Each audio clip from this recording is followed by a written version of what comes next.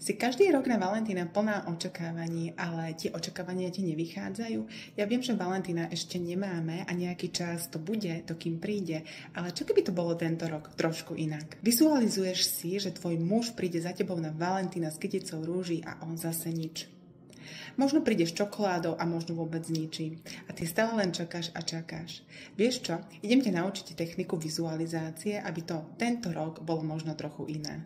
Predstav si, že už máš tú kyticu presne takú, ako si chcela. Ako si sa cítila? Ako si sa cítila, keď ťa tvoj muž obdaroval?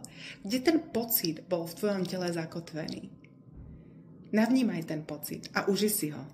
Ak aj rúže neprídu tento rok na Valentína, čo ale prišlo je, že si zakotvila dobré pocity do svojho podvedomia. Takže do svojho vzťahu si dostala práve viacej lásky. Tak čo, aké kvety si želáš tento rok na Valentína? Sú to rúže, tulipány alebo iné? Napíš mi do komentára, som sama zvedavá.